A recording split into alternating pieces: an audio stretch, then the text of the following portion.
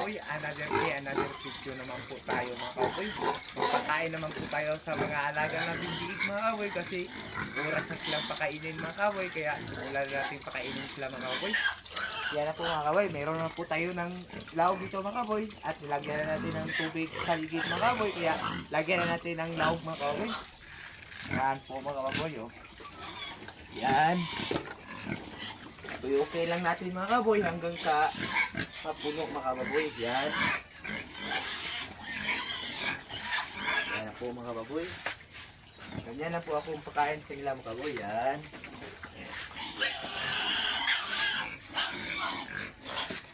Yan po mga kaboy. Yan.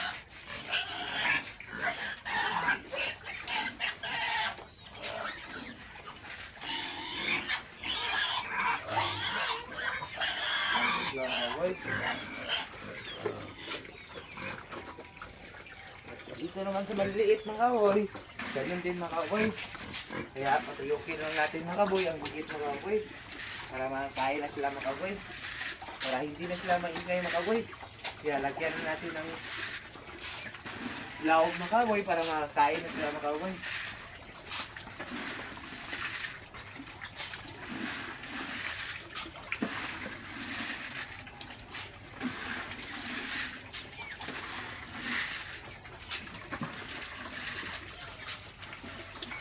Yan po mga kaboy. Ganyan na po kung magpakain ko nila mga kaboy. Yan. Yan po mga kaboy. Kumakain sila.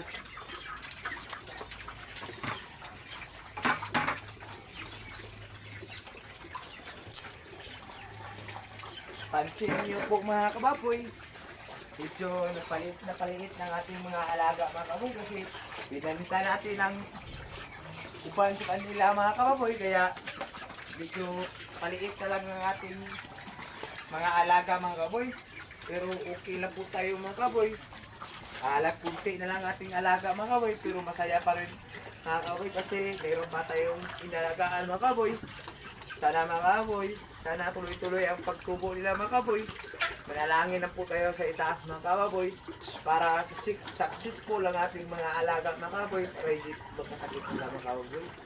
Yan po mga kaboy, magdasal tayo sa itaas para ang ating negosyo na kunti gamay mga kaboy para mulampo pa mga kababoy. Yan po mga kababoy.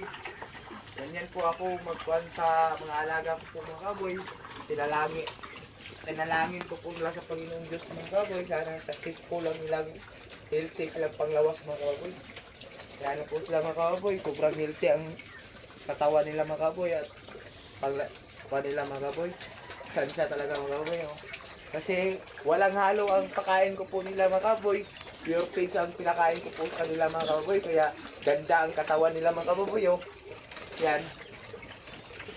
Na maganda ang katawan nila mga kaboy. At dito naman sa malalaki mga kaboy. Yan. Madumi ang katawan nila mga kaboy. Yan. Kasi hindi pa natin sila napaliguan mga kaboy. Katapos na nilang kumain mga kaboy. Alisin ko pa sila papaliguan mga kaboy. Yan po mga kaboy. Medyo madumi ang katawan nila mga kaboy. Masaya mga kaboy pag mayroon tayong inalagaan na hayop mga kaboy. Kasi mayroon tayong oras na papakainin sila mga kaboy. Kaya masaya talaga mga kaboy pag mayroon tayong alaga na hayop mga kaboy. Kaya sa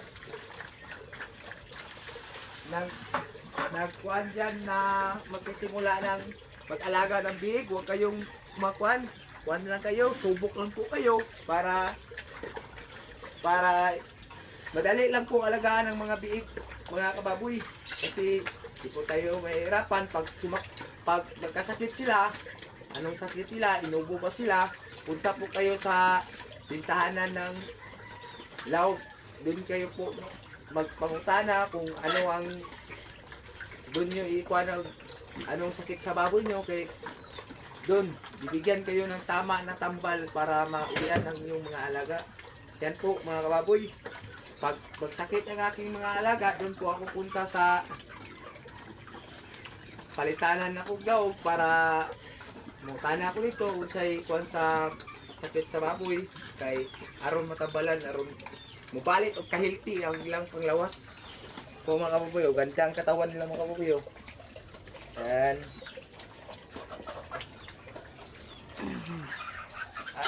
At mga kababoy, manalangin po tayo sa itaas mga kababoy para healthy ang ilang panglawas mga kababoy at ang ating sarili.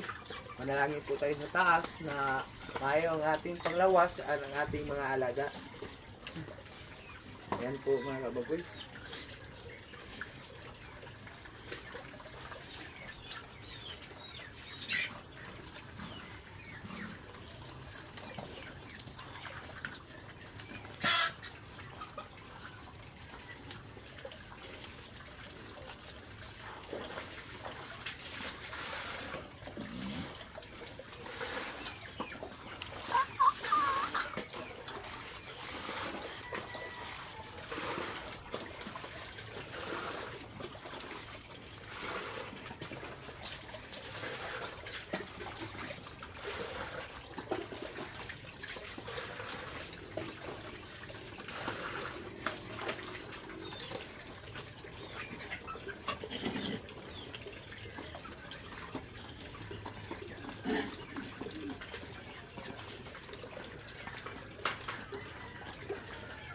Yan na po siya mga kaboy. Natapos na silang kumain mga kaboy. Yan, natapos na silang kumain. At dito naman mga kaboy, natapos na rin silang kumain mga kaboy. Kaya dire tama ng aking video mga kaboy. At salamat sa inyong suporta mga kaboy. Sana suportahan niyo ang aking Facebook channel at saka TikTok at saka YouTube channel mga kaboy. Sana po mga kaboy, huwag kayong magsawa na tingnan ang aking mga video mga kaboy. Sana tulungan niyo po ako sa aking mga video mga kaboy na successful ang aking video mga kaboy. Salamat mga kaboy. Paalam!